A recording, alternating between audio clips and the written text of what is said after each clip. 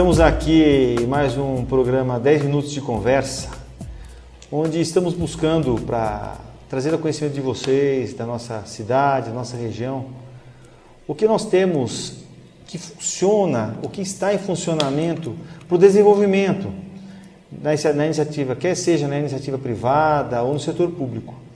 E hoje aqui como convidado nós temos Miguel Carlos Lara Jorge. Ele é o atual presidente da Agência de Desenvolvimento Regional Unicidades. Lara, se assim eu posso chamar, seja bem-vindo. Obrigado, Rodrigo. É um prazer estar aqui com você.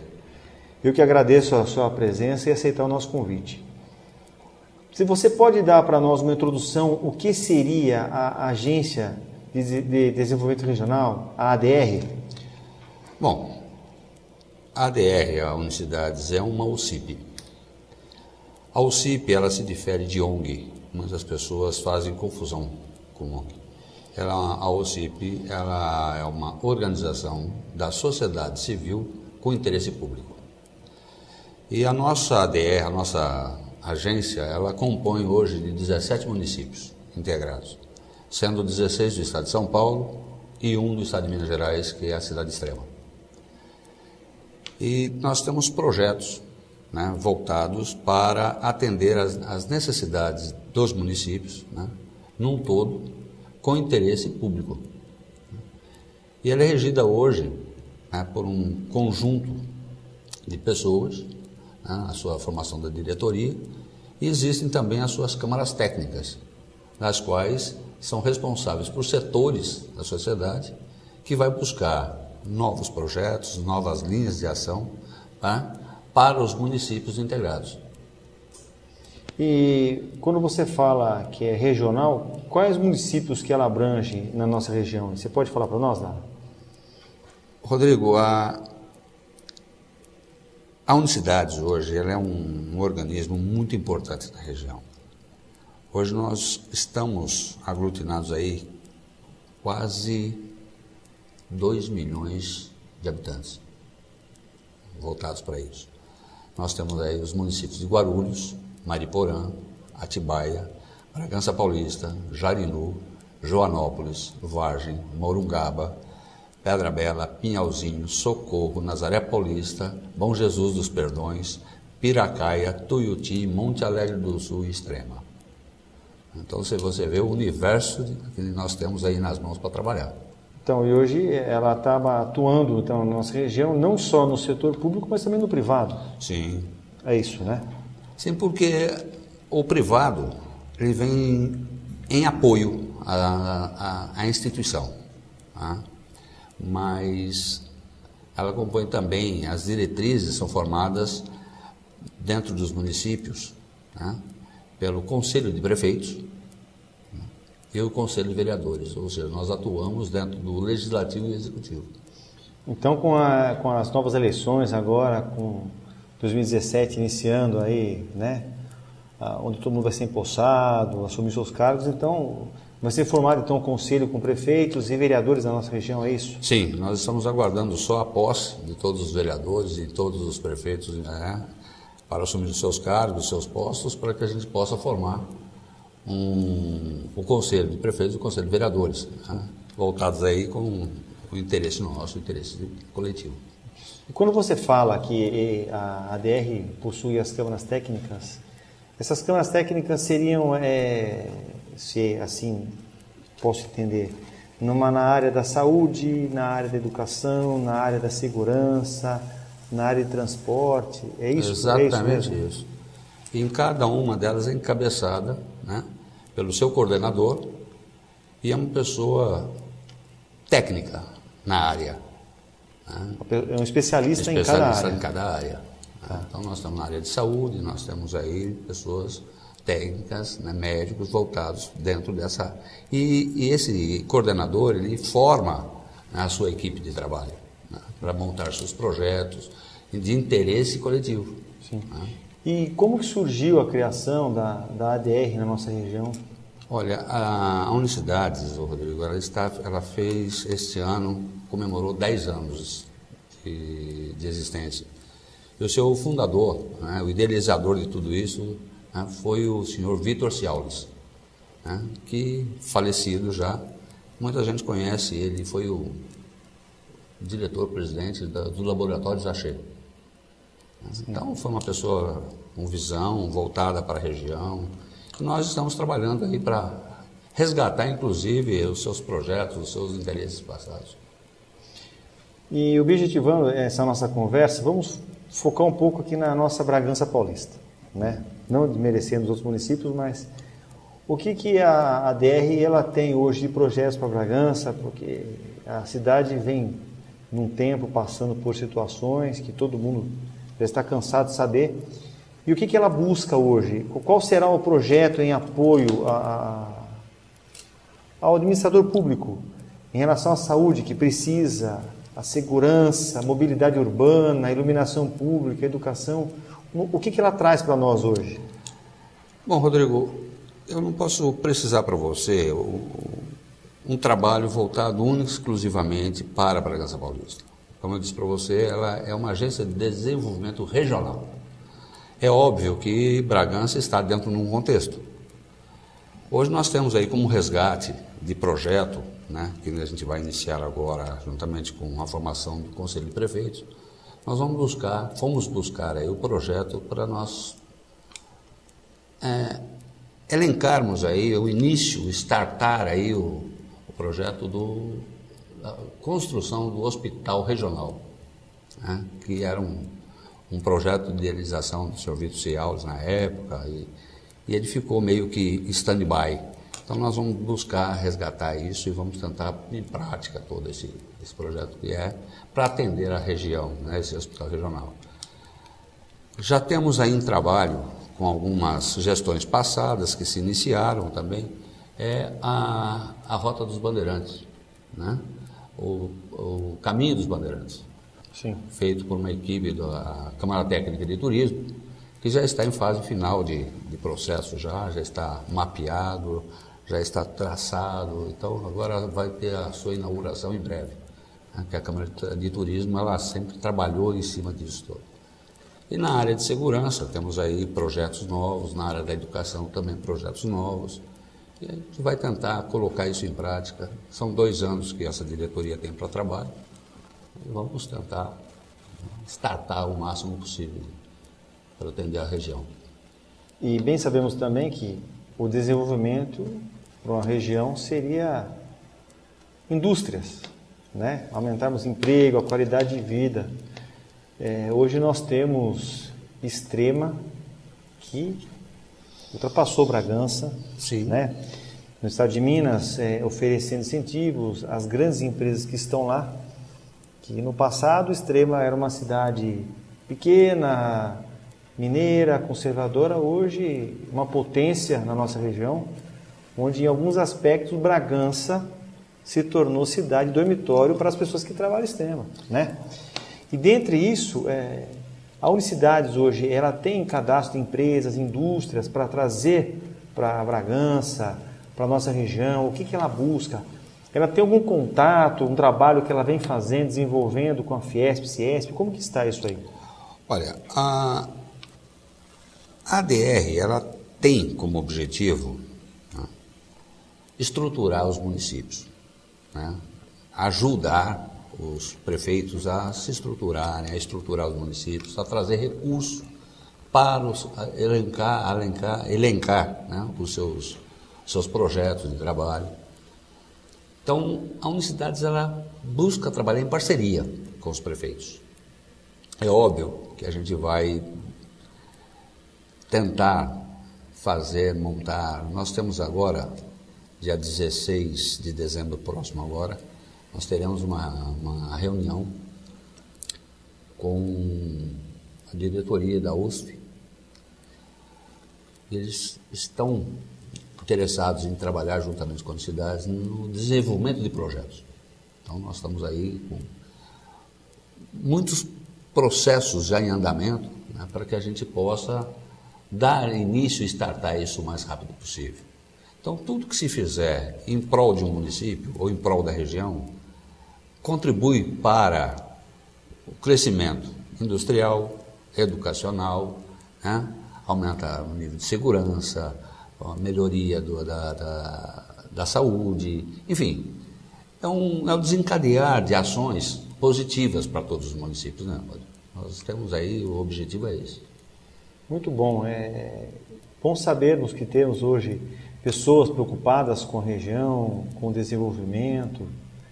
E fica aqui o nosso convite para que futuramente você traga os projetos que estão sendo desenvolvidos agora a partir de 2017, o que vem sendo feito e o que estamos trazendo para a nossa população. Mas agora eu, como cidadão bragantino, uma pessoa que preocupada com a cidade e com a região, eu deixo um pedido para vocês da Unicidade, uma bandeira. Pensem, viabilizem um projeto para a nossa juventude, que eles estão precisando muito. Nós já temos um projeto pronto, Rodrigo, na área de educação, né? Que é a Olimpíada Estudantil. Né? Isso aí, nós montamos esse projeto há 3 anos, ou 3 para 4 anos. Né? Vamos ver se a gente consegue startar. E também temos um outro projeto já pronto também para nós startarmos aí na área da cultura, que a nossa região ela é muito musical, né? Então nós temos aí um projeto de Festival Regional da Canção Popular, né?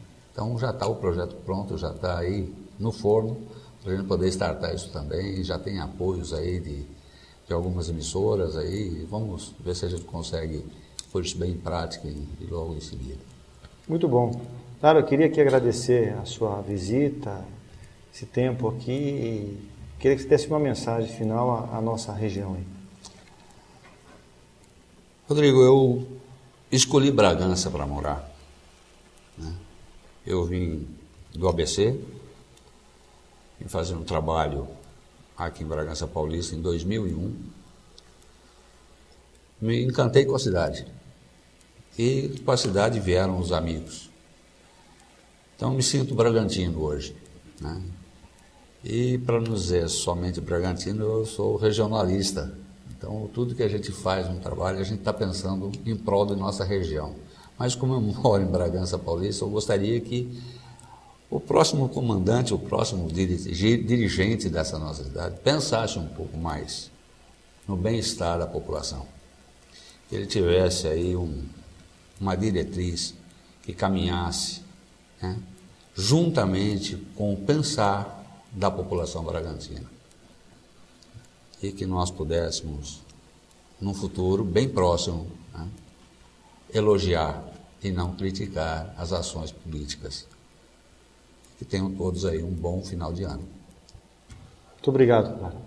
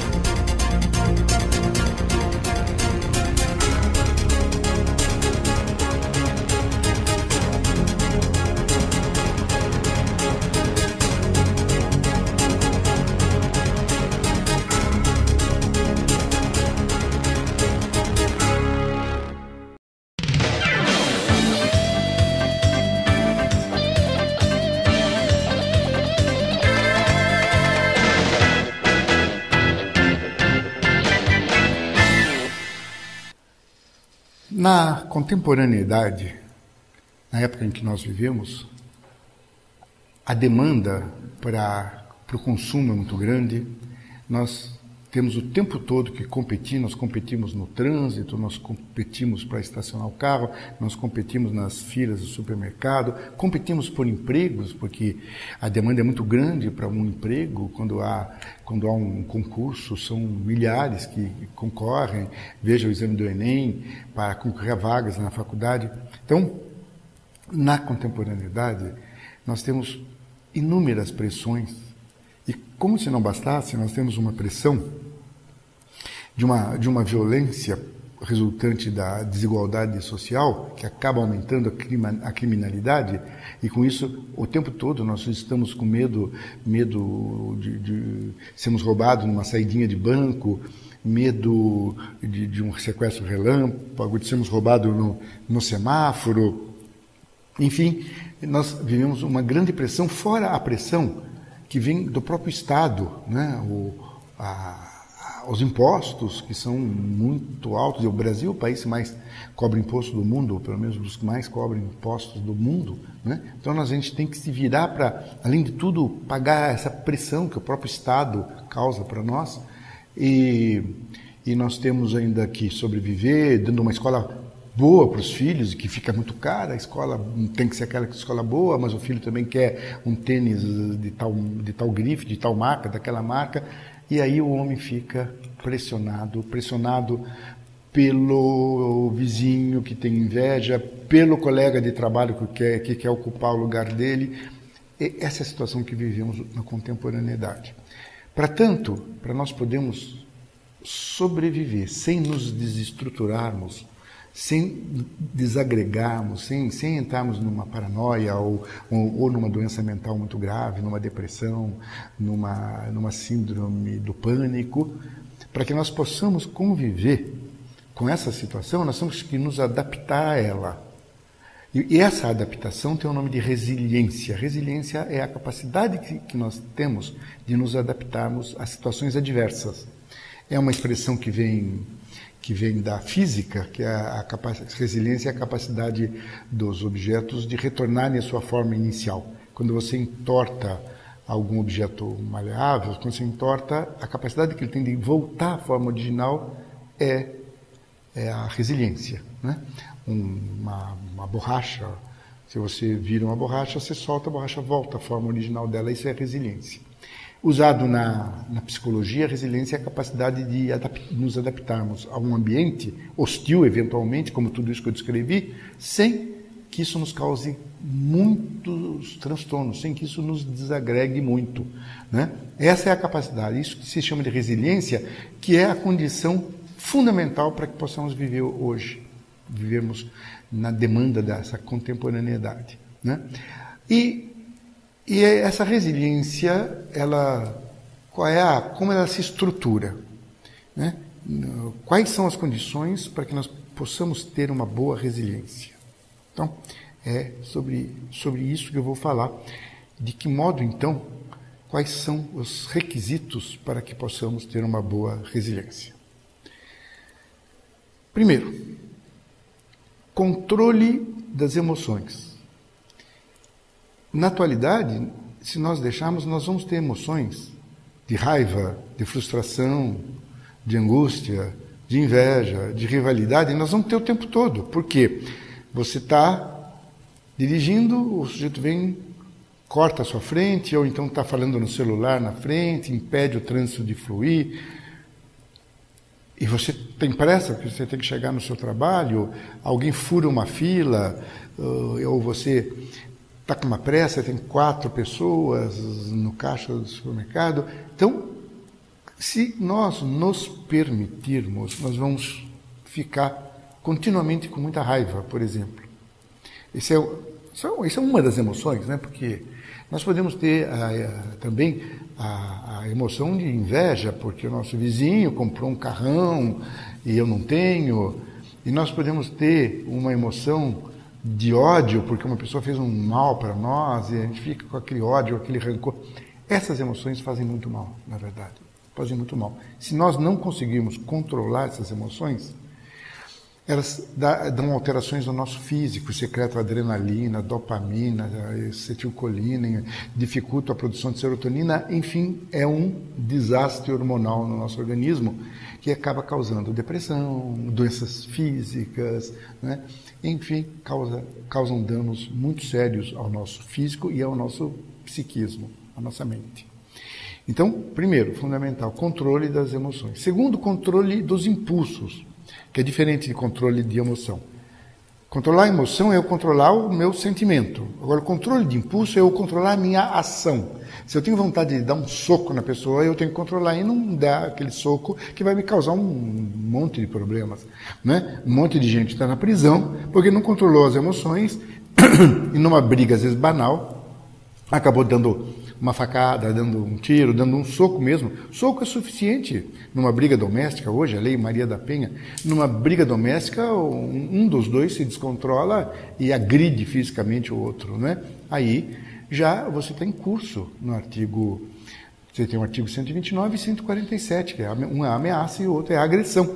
Você já está em curso num crime, se você não controla o seu impulso. E além do que, você não controla o seu impulso, você tem uma ação, depois você se arrepende, você fica com sentimento de culpa, porque você achou que não devia ter feito aquilo, mas naquele momento você não controlou o impulso e fez. Então, isso também vai causar um desastre no psiquismo e também na parte física. Então, o segundo ponto é o controle do impulso. O terceiro é sentimento de empatia. Empatia é eu poder sentir o que o outro sente. Eu ter a capacidade de sentir o que o outro sente, porque normalmente eu fico só no que eu sinto. E não percebo que o outro sente também, não sou só eu que sinto, o outro sente. E se eu puder tentar sentir o que o outro sente, eu já vou mudar a minha forma de reagir. Porque eu não vou ficar centrado só no que eu sinto, mas também vou levar em conta o que a outra pessoa está sentindo. Um pouco diferente é eu me colocar no lugar do outro, porque eu senti o que o outro sente, né? Eu senti, sendo eu, aquilo que o outro sente. Eu me colocar no lugar do outro é eu sentir aquilo que o outro sente, tentando fazer um exercício de eu ser o outro, de eu estar no lugar do outro. Por exemplo, se eu não tenho filhos, o outro tem, eu me colocar no lugar do outro, eu me colocar na posição de quem tem tantos filhos. E aí sentir aquilo, que é a experienciar ou experimentar ser o outro, que é um pouco diferente de eu sentir o que o outro sente. Isso também é fundamental na nossa relação com o mundo, para eu não ficar centrado no meu sentimento. Autoeficácia e autoconfiança. São duas coisas diferentes, mas elas estão uma ligada à outra. Autoconfiança é eu acreditar em mim, eu confiar que eu sou capaz. Então, aparece uma empreitada, eu confio que eu vou ser capaz de levar avante aquela empreitada. Eu acredito que vou levar avante. Isso é autoconfiança, porque se eu não tiver autoconfiança, eu vou achar que não vou dar conta daquilo. Se eu achar que não dou conta, eu nem vou fazer. Por que eu vou fazer se eu já estou acreditando que não vou conseguir? Então, a primeira coisa, a autoconfiança é esse sentimento de que eu vou ser capaz, eu confiar em mim mesmo. E a autoeficácia muito eficaz para realizar aquilo que eu planejo.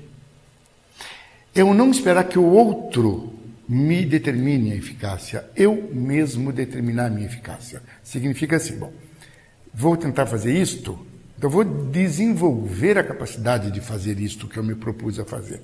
Vou atingir o meu objetivo melhorando a minha eficácia, porque a minha autoconfiança permite que eu acredite que eu sou capaz, e minha autoeficácia permite que eu desenvolva condições de realizar aquilo. Então, autocontrole e autoeficácia também são básicos na situação da atualidade.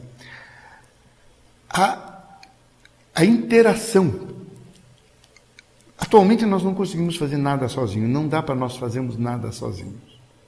Nós precisamos o tempo todo de uma outra pessoa, né?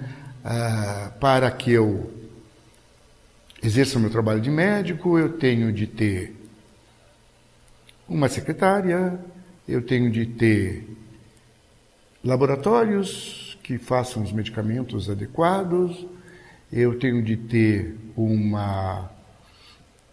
um conselho médico que determine regras que me permitam trabalhar, eu tenho que ter a Anvisa, eu tenho que ter elementos da saúde que me propiciem condições para trabalhar. É um conjunto de pessoas, e eu tenho a questão da resiliência, eu tenho que saber lidar com esse conjunto de pessoas. Eu tenho que entender que eu preciso das outras pessoas para levar a cabo os meus intentos. Se eu não tiver esta capacidade de interagir com as outras pessoas e que nós possamos formar um grupo para realizar aquilo que se propõe, eu não consigo chegar naquilo que se propõe, porque eu sozinho não vou dar conta, né? Nós temos um exemplo na nossa política, que foi o exemplo do Collor. O Fernando Collor, ele tentou sozinho levar a presidência do país, não conseguiu, não dá. Você, para levar, você precisa de uma relação. Você está no poder executivo, então você precisa dos seus ministros, você precisa do segundo escalão, você precisa do terceiro escalão, mas você precisa também ter um bom relacionamento com o legislativo. Estamos vendo aí a questão agora da PEC dos gastos.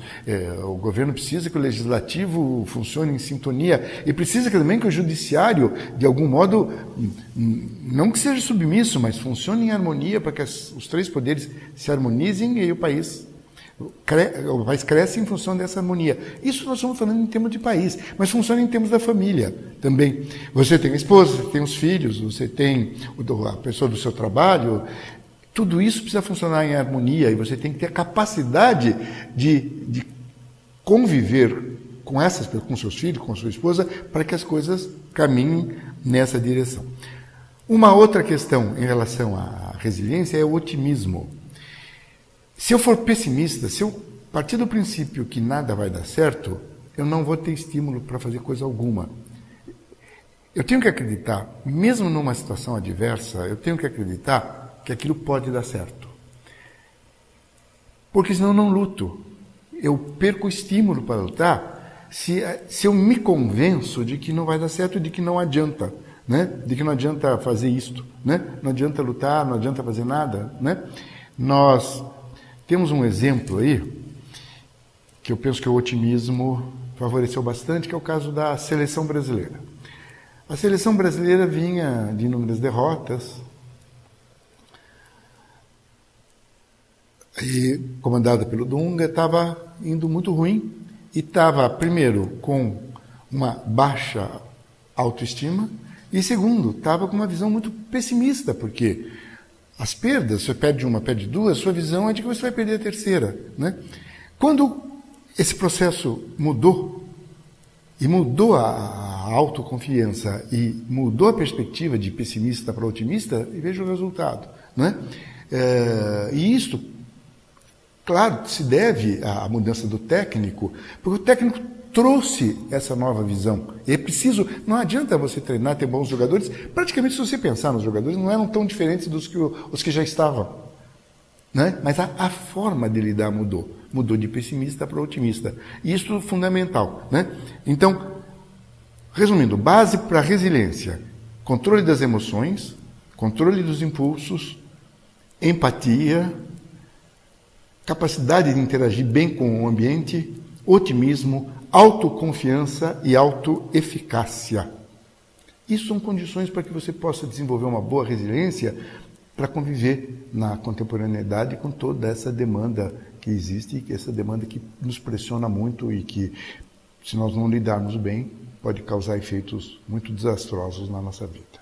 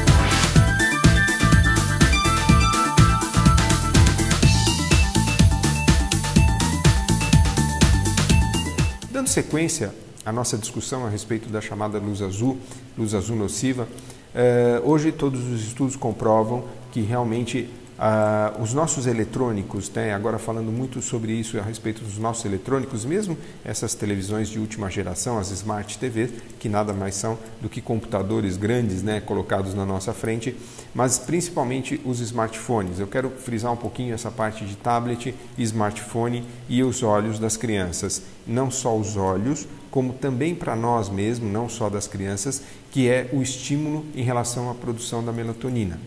É muito comum hoje pessoas procurarem médicos porque eles têm aumento de insônia, não conseguem dormir, dormem mal, dormem pouco ou não conseguem fazer o que a gente chama de sono profundo.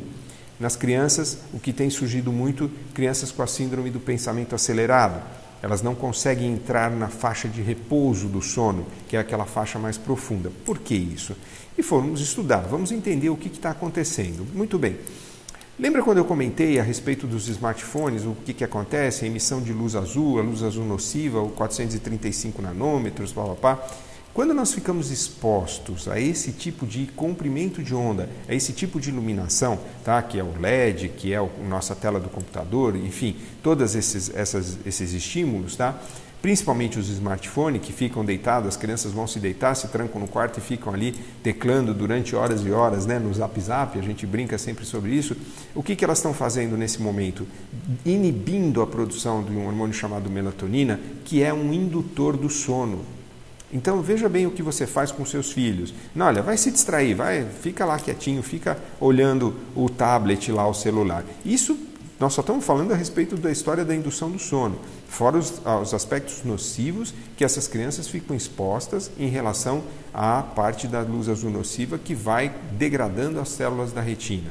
Então, o que acontece? Você dá o brinquedo lá, dá o smartphone e tal, a pessoa vai para a cama, deita e fica lá se estimulando e ela não consegue, ela deixa de produzir o famoso indutor do sono, que é a melatonina. Isso vale tanto para crianças como para adultos, isso vale para todos nós que ficamos no hábito à noite, normalmente, em frente à televisão e lá teclando com as pessoas, aproveitando para colocar as nossas mensagens do dia em dia, né? Quer dizer, na realidade, nos atualizando em relação às redes sociais, mas isso é um problema e tem sido um problema cada vez maior.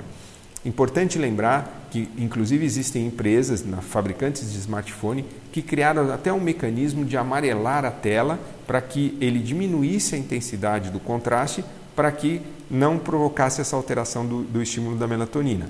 Na realidade, isso não funciona, porque só está tendo uma quebra de contraste. O nocivo mesmo, a radiação de 435 nanômetros, continua chegando aos nossos olhos, ou seja, nós continuamos expostos ao mesmo tipo de radiação.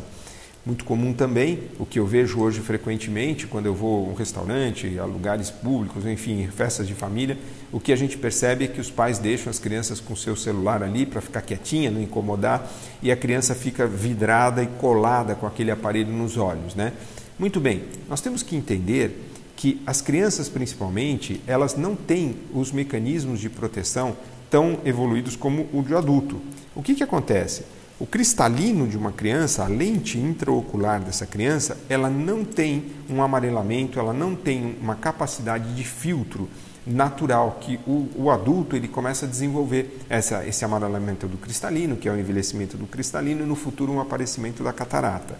Mas o que acontece? Justamente nas crianças, onde elas ficam mais expostas a esse tipo de luz nociva, colocada bem perto dos olhos, é que elas têm menos proteção. Então você está expondo o seu filho a um excesso de radiação dessa luz azul, que no futuro nós teremos graves problemas relacionados a isso, tá?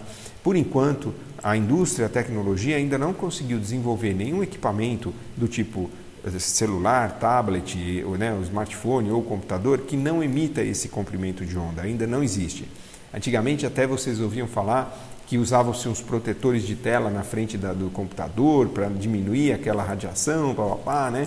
Na realidade, aqueles computadores antigos, eles não emitiam esse comprimento de onda de luz azul, eles emitiam uma radiação chamada radiação catódica, que era diferente, e aquele componente que você punha, colava lá, pendurava na frente da tela do computador, não funcionava para absolutamente nada, funcionava só para o fabricante que vendia aquilo. Ou seja, Nós ainda não temos mecanismos eficientes para que a gente tenha proteção em relação ao uso desses aparelhos. Nesse exato momento, aqui, falando com vocês, eu estou extremamente exposto a esse tipo de radiação da chamada luz azul nociva. Em breve, o que eu venho percebendo é que mesmo pessoas que não têm problema de uso de óculos de grau, que não precisam usar óculos, nós vamos começar a sugerir o uso de óculos com apenas a lente com bloqueador, ou seja, para bloquear, para minimizar esse impacto em relação à chamada luz azul. É uma coisa que vocês vão ouvir falar. Quando eu falo luz azul, naquele momento que eu mostrei o modelo experimental, o que eu quero dizer é que quando nós estamos olhando mesmo uma tela que esteja com componentes vermelhos, coloridos tal, o comprimento de onda de luz azul continua chegando. Muita gente confunde isso. Outro dia no consultório me perguntaram, mas doutor, e se eu não usar nenhuma imagem que tenha azul, né? Na realidade não é isso. É que quando eu faço um modelo experimental, que eu mostro para vocês através de um apontador laser, tá? O que eu estou mostrando é um comprimento, é um feixe concentrado desse comprimento de onda, tá? Então, que é representado como um azul, mas na realidade é uma luz de alta energia que está chegando exatamente agora para mim, numa tela, numa luz forte que está aqui na minha frente e chegando da mesma forma, ou seja, quando nós falamos em luz azul de alta energia, não são só as luzes azuis que a gente vê, é uma luz que a gente não vê, na realidade ela é branca, né? O Sol também é altamente emissor desse tipo de luz, junto com a luz ultravioleta, que todo mundo conhece, os cuidados com o Sol, passar protetor solar, uso de óculos de sol. Hoje, muitos óculos de sol já vêm com esses fatores de proteção para proteção da luz azul, né? Que é justamente aquela lente que eu mostrei, o bloqueio que ela tem, a capacidade de bloquear a passagem do comprimento de onda de luz azul nociva. Então, o recado que eu queria deixar para vocês é atenção. Atenção em relação às nossas crianças, cuidado com isso, é importante, nós não podemos afastá-los do mundo digital, com certeza, mas existem coisas que nós temos que ficar atentos, por quê? O uso excessivo dessas tecnologias, além dos estímulos excessivos da parte do pensamento acelerado, da chamada agitação, ansiedade, que essas crianças vêm se expondo a tudo isso, nós temos esse grave problema que é essa exposição a longo prazo. Você imagina essa criança com 5 anos, 4 anos, que eu vejo crianças pequenininhas já com seu smartphone na mão, né, ou com seu tablet, e imagine isso durante uma vida toda. Quais as consequências que acontecerão lá na frente? Muitas coisas nós já sabemos o que vai acontecer e temos que prevenir. Agora é a hora de você começar a trabalhar essa informação. Eu tento sempre no consultório explicar isso para os pacientes. Muitas pessoas às vezes ficam olhando, mas como assim? Eu não sabia disso. Realmente, porque ainda é uma informação que não está sendo muito divulgada. Por que não? Por dificuldades várias, você tem pouca informação a essas novas tecnologias, essas lentes que são chamadas bloqueadoras, não é todo mundo que tem acesso a isso, e é importante a gente entender que sim, devemos fazer isso. Pacientes principalmente que trabalham na área de TI, eu tenho conversado bastante, aquela sensação de fadiga que a pessoa sente no final do dia, coloca a mão no rosto, aquela sensação de ardência, além do ressecamento que a gente chama do dry eye, que o computador provoca nos nossos olhos, por isso que a gente sempre recomenda uma lubrificação durante o uso excessivo do eletrônico, né? Mas além disso, parte desse desconforto, dessa fadiga, está relacionada justamente à exposição da luz azul. Então, isso é muito importante a gente entender o quanto nós podemos nos prevenir, o quanto nós podemos nos proteger. É só uma questão de ir atrás, buscar informação e estar atento. Em relação às crianças, por conta tanto da estimulação do pensamento, estimulação da inibição da melatonina, que isso serve para os adultos também. Então, fica esse recado. Não é que ninguém vai mais usar o smartphone, nem usar o computador, que isso vai ser o mal do século, coisas, né, o apocalipse. Ninguém está falando de apocalipse aqui. Nós estamos falando só de um detalhe, que podemos melhorar a nossa qualidade de visão, podemos melhorar o nosso desempenho, inclusive, em frente aos eletrônicos, poder ter mais conforto para trabalhar com esses aparelhos, porque nós vamos viver dependentes dessas tecnologias, tá? Aqui nesse estúdio que eu estou, com certeza, vocês podem ter certeza disso, está espalhadíssimo de tecnologia, de eletrônicos, mas o que nós temos que fazer é nos preparar e começar a nos proteger em relação a isso. Então, fica esse dado importante e um recado para que a gente olhe e fique atento, sem contar o aspecto social, que as crianças ficam isoladas, né? Ninguém mais conversa, aquelas coisas que todos nós estamos cansados de saber, sentam-se à mesa e ninguém conversa, todo mundo fica olhando para o seu aparelho eletrônico. Mas aqui o recado que eu queria dar para vocês é em relação à exposição da luz azul.